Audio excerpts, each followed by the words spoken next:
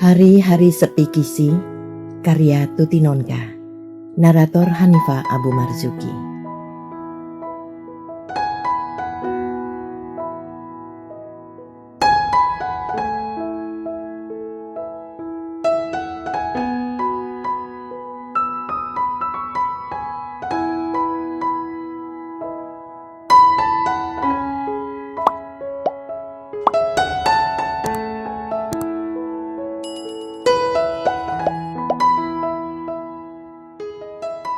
Sebulan kemudian Kisi datang lagi kepada dokternya, mengeluh bahwa ia tetap sukar tidur, tetap lesu dan gemetaran, bahkan sekarang sukar berkonsentrasi. Ia minta obat penenang agar bisa tidur nyenyak pada malam hari. Dokter yang memeriksanya lagi dengan teliti, akhirnya memberikan resep obat tidur dengan pesan agar ia baru meminumnya kalau benar-benar sudah tidak bisa tidur, dan agar Kisi sedapat-dapatnya mencari kawan yang bisa diajak berbincang-bincang. Tetapi di mana ia bisa menemukan seorang teman? Bahkan setelah duduk berdampingan selama hampir 2 jam di dalam bis, ia belum berbicara sepatah pun dengan gadis muda yang duduk di sampingnya. Gadis itu selalu memandang ke depan, acuh tak acuh, dan kelihatannya sama sekali tidak butuh teman. Di Cipanas, kios-kios penjual buah berderet di kiri kanan jalan. Aneka buah ditawarkan dalam tumpukan yang menggunung, serta digantung dengan tali-tali rafia di depan kios. Segar dan ranum. Kisi ingat suaminya yang sangat suka mangga aromanis. Ia ingin membeli beberapa kilo, tapi lalu ia berpikir lebih baik nanti saat pulangnya saja. Menjelang terminal Cicahem, Kisi mulai sibuk berpikir akan meneruskan jalan kemana. Selain daerah sekitar alun-alun, ia tidak begitu mengenal kota Bandung. Dan kalau ia ke sana, paling-paling pergi ke jalan dalam Kaum dan sekitarnya, keluar masuk pertokoan. Ia bosan dengan suasana toko yang di mana-mana serupa saja. Tapi kemana lagi kalau tidak ke pusat pertokoan? Mengapa tidak ke ITB saja? Pikiran cemerlang itu berkerjap di benak Kisi. Ya, mengapa tidak? Kisi meneliti penampilannya saat itu. Ia membawa tas, memakai sepatu, bercelana panjang. Ia pernah menjadi mahasiswa dan penampilannya juga masih seperti gadis umur 23, walau sebenarnya ia 5 tahun lebih tua. Jadi ia tak perlu ragu atau rendah diri masuk ke lingkungan kampus bergengsi itu. Tak ada seorang pun akan mengetahui bahwa ia bukan mahasiswa, bahwa ia adalah seorang istri dan ibu rumah tangga yang sedang melarikan diri dari kesepian. Kisi tiba di kampus ITB pada jam 2 lebih sedikit. Langsung diarahkannya langkahnya ke Masjid Salman untuk sembahyang duhur. Di bagian putri, beberapa orang dilihatnya juga akan menunaikan ibadah mereka. Banyak yang memakai jilbab dengan blus dan celana panjang yang gaya. Kisi mengambil air wudhu, membasuh wajah, kaki dan tangannya dengan air bening yang sejuk. Lalu ia mengambil mukena yang memang disediakan dan masuk ke dalam masjid. Ruangan di dalam masjid itu luas, hening dan damai. Langit-langitnya tinggi, sirkulasi udara sempurna, dan lantainya dihampari karpet wall to wall. Di sebuah sudut, Kisi melihat 2 orang gadis duduk bersandar di dinding, asik membaca. Kisi jadi ingat bahwa di dalam tasnya tersimpan buku biografi Lee Iacocca, bekas presiden pabrik mobil Ford yang kemudian membangun pabrik mobil Chrysler yang hampir bangkrut. Ia pun akan membaca di situ nanti. 20 halaman habis dibaca Kisi tanpa terasa. Di rumah ia sudah begitu banyak membaca dan kejenuhannya sudah sampai ke ubun-ubun. Tetapi membaca di dalam keheningan masjid ini sungguh lain rasanya. Sekarang ia merasa perutnya lapar. Berkeruyuk. Kisi melihat ke jam tangannya, jam 3 kurang seperempat. Lebih baik makan dulu. Ia melihat ada kantin di dekat masjid. Sambil berjalan pelan-pelan, ia memperhatikan keadaan sekeliling.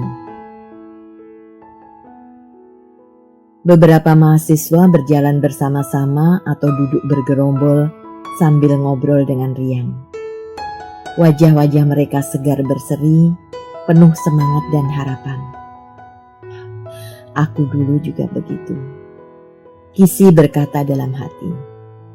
Ia dulu juga gembira, bersemangat dan penuh harapan.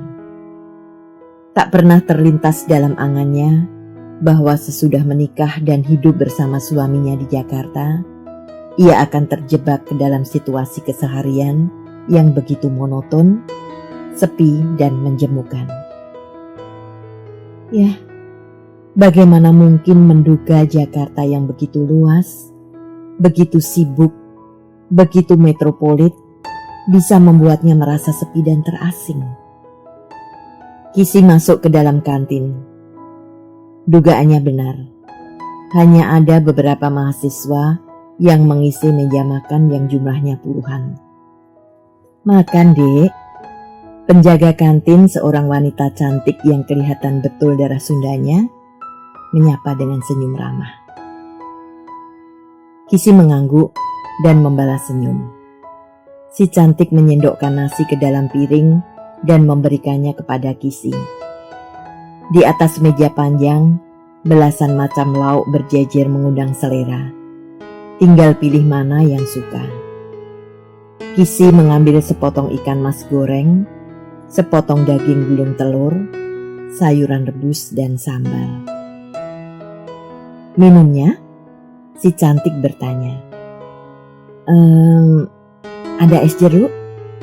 Ada. Nah, es jeruk saja 1. Si cantik mengangguk dan dengan cepat sekali es jeruk dalam gelas besar sudah diulurkannya kepada Kisi. Untuk sepiring makanan dan segelas minuman itu, Kisi hanya ditarik rekening Rp9.000. Kisi mengambil meja di sudut dan mulai makan pelan-pelan. Kantin itu cukup luas, bersih, nyaman, dan kelihatannya menjadi tempat yang akrab bagi para mahasiswa. Masakannya juga cukup enak dan tidak mahal. 3 orang mahasiswi masuk dengan mulut berkicau. Semuanya memakai celana panjang, sepatu kanvas, dan tas-tas kulit besar. Sambil memilih makanan, mereka terus berkicau dengan ramai. Rupanya mereka dari jurusan teknik sipil dan baru saja menjalani eksam. Beberapa mahasiswa yang sudah lebih dulu duduk di situ berdehem-dehem, bahkan ada yang bersuit. Tetapi gadis-gadis itu dengan tenang tetap melanjutkan kicauan mereka, bahkan juga sambil makan.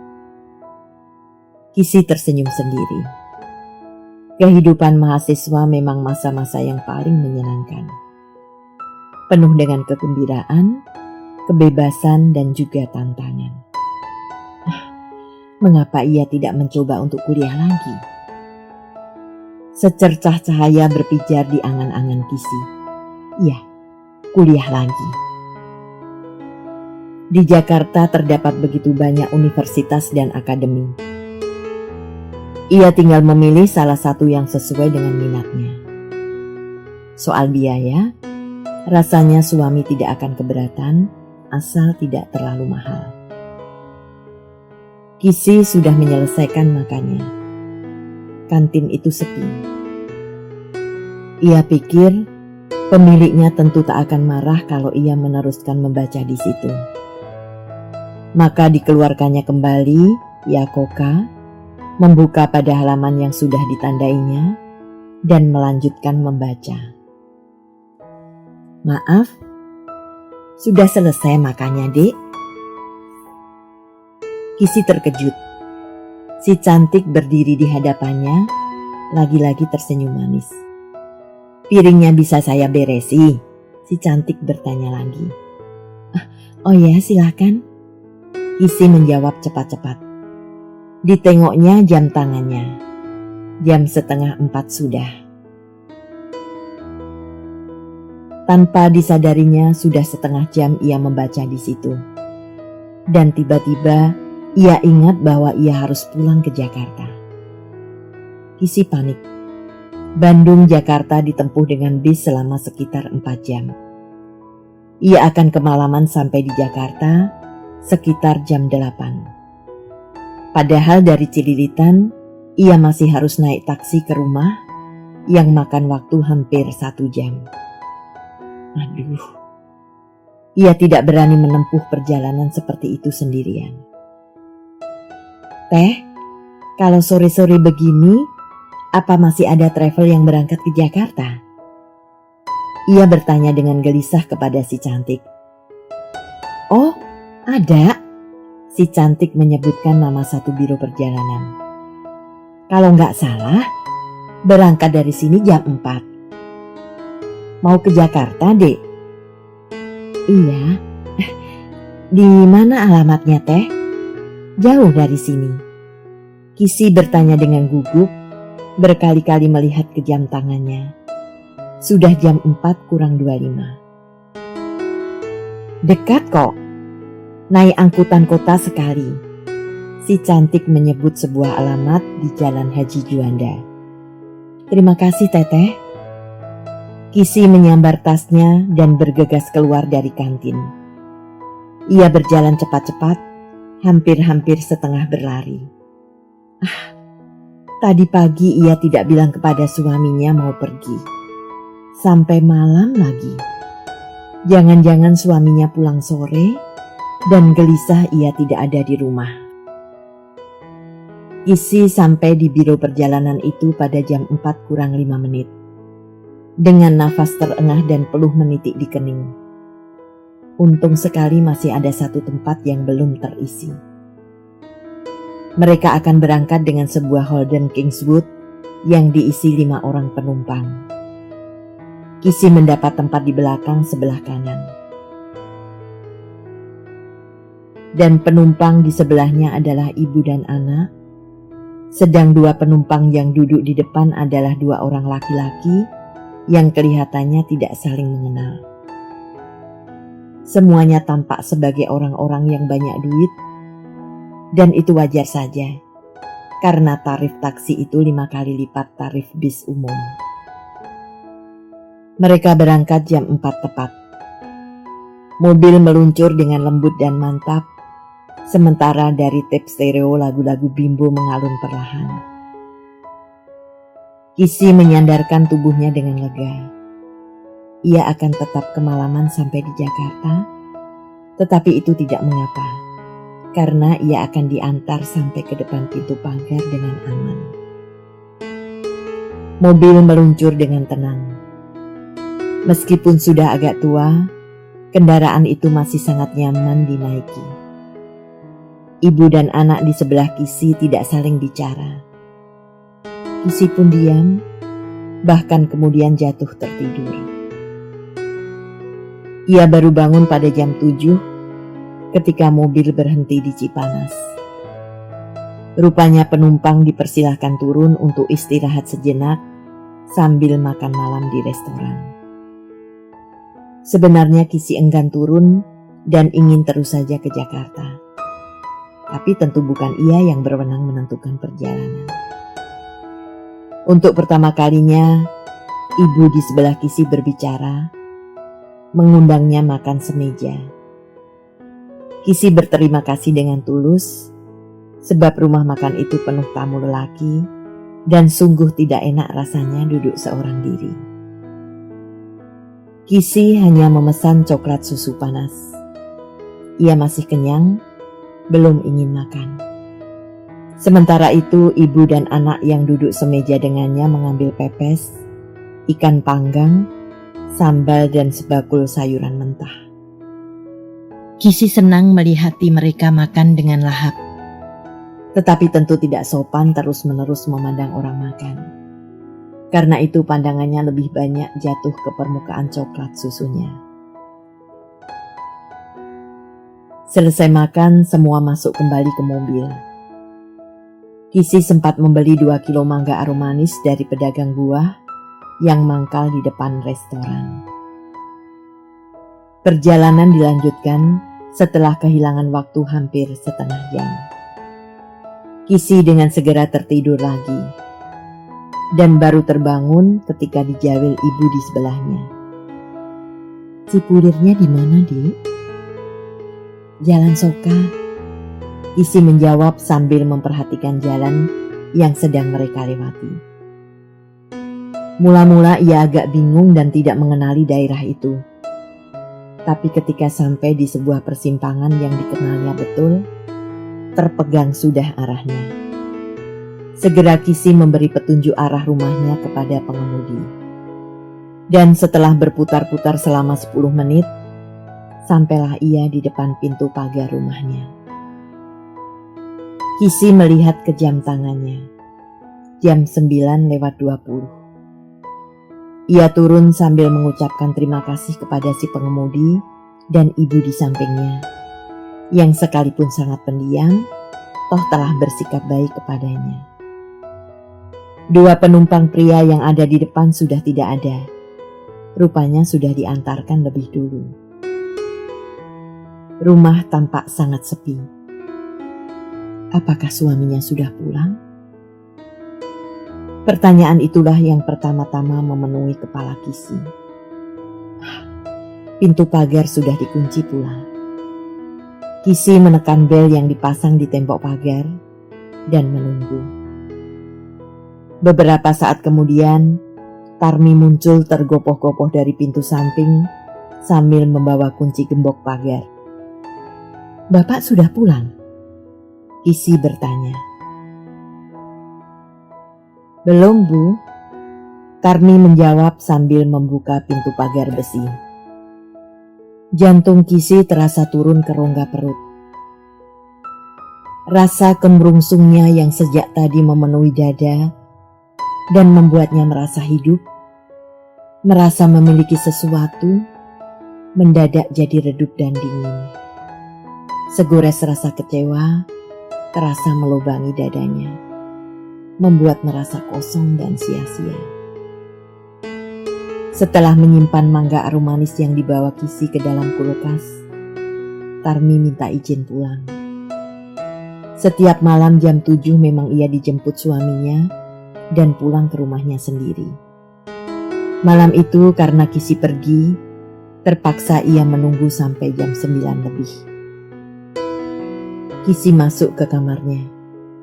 Digantungkannya tasnya di samping lemari pakaian, lalu dilihatnya wajahnya di cermin. Di dalam cermin itu terpantul bayangan wajah seorang wanita muda yang cantik, namun pucat, kusut, letih dan muram. Kisi mengusap wajahnya dengan kedua belah tangan, menyisir rambutnya ke belakang dengan ke-10 jemari tangannya, lalu ia keluar kamar. Kesunyian terasa berat menggantung di rumahnya. Jalan di depan rumah pun senyap, tak ada lagi orang lewat. Memang jalan itu hanya jalan kampung dan tidak begitu banyak penduduk yang mempergunakannya. Di depan sana, lapangan sepak bola tampak seperti hamparan hitam yang siap menelan apa saja yang tersesat ke dalamnya. Segala perabotan di dalam rumah dalam keadaan rapi, persis ketika pagi ditinggalkannya. Juga tak pernah berubah dari keadaannya setiap hari. Tak pernah berpindah tempat, bahkan tak pernah disentuh orang selain Tarmi yang membersihkan debunya setiap hari. Rumahnya hanya berisi benda mati, hanya dihuni segala sesuatu yang tak berjiwa. Dan benda-benda mati itu membuat jiwa serta perasaannya ikut kering meranggas. Kisi berjalan perlahan-lahan, dan duduk di kursi tamu. Disandarkannya kepalanya ke belakang. Matanya terpejam. Detak jarum jam dinding di atas pintu terdengar berat, seperti langkah kaki monoton di lorong sepi yang panjang tak berujung. Ya, kesepian itu serasa tak berujung, tak terbatas. Detik, menit, dan jam berlalu tetap dalam kesepiannya yang tanpa batas. Betapa Kisi ingin ada seseorang di dekatnya pada saat itu. Ia rindu, ia ingin suaminya ada di situ saat itu juga. Ia ingin melihat wajah suaminya, ingin mendengar suaranya, ingin memegang tangannya, ingin memeluknya. Tapi malam tetap sunyi dan diam. Di luar tetap gelap. Tak ada cahaya lampu mobil datang. Tak ada suara klakson mobil yang minta dibukakan pintu. Dan Kisi tidak tahu di mana suaminya berada pada saat itu. Kisi masih terpejam dan menyandar di kursinya.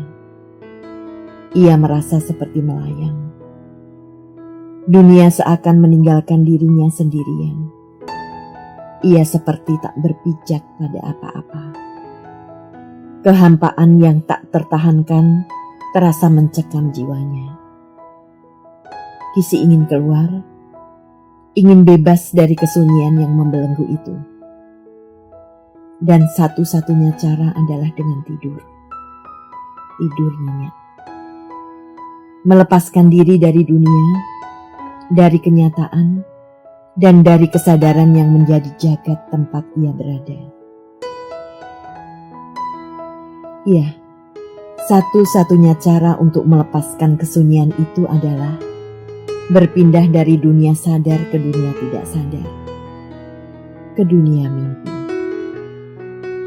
Kisi membuka matanya, dan kesunyian itu makin terasa, bahkan juga terlihat. Kisi bangkit perlahan-lahan dan berjalan ke kamar. Diambilnya botol obat tidur yang diberikan oleh dokternya sebulan yang lalu. Dituangnya segelas air dingin dari dalam kulkas. Lalu botol obat dan gelas air itu dibawanya ke kursi makan. Kisi membuka tutup botol obat tidur dan menumpahkan isinya ke telapak tangan. Satu demi satu pil-pil itu ditelannya dengan tegukan-tegukan air dingin. Kisi tak ingat lagi pesan wanti-wanti dokternya bahwa ia hanya boleh minum sebutir. Kisi menelan terus, minum terus. Pada butir yang ke-38, ia merasa tenggorokannya tersekat dan hampir muntah. Tapi dipaksakannya juga menelan pil itu. Kisi berhenti minum. Napasnya terengah-engah. Dadanya sesak dan perutnya terasa mual. Perlahan-lahan Kisi berdiri, berjalan dengan setengah limbung ke kamarnya. Tubuhnya jatuh rebah di tempat tidur. Matanya terpejam. Tubuhnya letih dan kepalanya berat. Kisi merasa tubuhnya melayang. Melayang.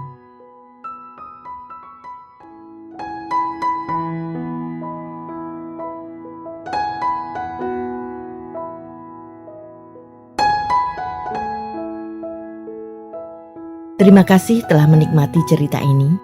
Tuliskan saran atau komentar di bawah untuk memperbaiki channel ini.